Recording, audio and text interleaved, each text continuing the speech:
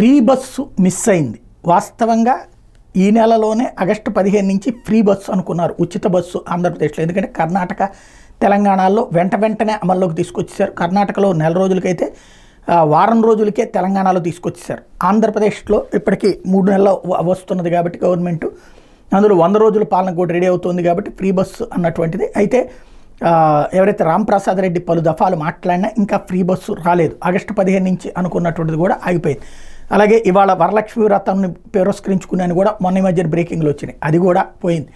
ఓవరాల్గా free bus అనేది గతంలో కూడా హామీ ఇచ్చినటువంటి సందర్భం ఉంది. 2014 సందర్భంలో హామీ ఇచ్చింది, అంతకుముందు 99 ఆ టైంలో కూడా హామీ ఇచ్చింది. ఇక్కడ ఫ్రీ బస్సు సదుపాయం పెడతారు, ఎందుకంటే ఇక్కడ పెట్టడానికి అడుగు ముందుకేస్తే 4 అడుగులు వెనక్కి పడుతున్నాయి. పెడితే కనుక ముందు గ్రామీణ ప్రాంతాలలో పెద్ద సమస్య వస్తుంది. ఇప్పటికే అక్కడ కూలి పనులకి మనుషులు దొరకట్లేదు. ఫ్రీ బస్సు వస్తే సరదాగా తిరగడానికి పోతే అక్కడ పనులకి మనుషులు దొరకరు. నెంబర్ 1, ఇందులో ఉపాధి హామీ ఇట్లాంటి పథకాలు కూడా ఇప్పుడు ఉన్నాయి. నెంబర్ 2 వచ్చేటప్పటికి దానివలన మిగతా మగవాళ్ళకి అట్లాగే కుటుంబ పరంగా బస్సులు జర్నీ చేయడానికి కుదరదు. పోనీ అదనంగా బస్సులు పెడదామంటే ఇప్పటికిప్పుడు తీసుకొచ్చి చేయగలిగేటటువంటిది సాధ్యం కాదు.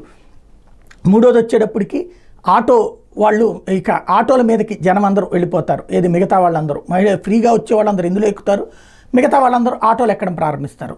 అది ఒక సమస్య అవుతుంది. క్రమంగా ఆర్టీసీకి ప్రజలు దూరం అవుతారు అన్నటువంటిది. యాక్చువల్గా అయితే కనుక ఆర్టీసీ వైపుకి మహిళలు రావడానికి అవకాశం ఏర్పడేటటువంటి అంశం ఇది, ఫ్రీ బస్సు సిస్టమ్ కనుక పెడితే. కాకపోతే ఫ్రీ అయితేనే వస్తారు, మిగతా వాళ్ళందరూ ఎక్కుతారు అన్నట్టు. అయితే తెలంగాణలో కానీ కర్ణాటకలో కానీ ఏం జరుగుతున్నదంటే ఫ్రీ బస్సు వలన ఆటో డ్రైవర్లు, క్యాబ్ డ్రైవర్లు వ్యతిరేకించారు. వాళ్ళకి బాగా రష్ పడిపోయింది అన్నటువంటిది. కొంతమంది ఆత్మహత్య చేసుకున్నటువంటి సంఘటనలు కూడా ఉన్నాయి. అది ఇక్కడ భయపెడుతున్నటువంటిది. ఏదైనా జరిగితే అది మళ్ళీ గ్రామీణ ప్రాంతాలలో అట్లాగే పేదలలో ఒక నెగిటివ్ వస్తుందేమని. దీనికి పరిష్కారం ఏంటన్నది ఇంకా చర్చించుకుంటున్నట్టున్నారు. సొల్యూషన్ లేకపోవడం వల్ల ఆగినట్టున్నారు.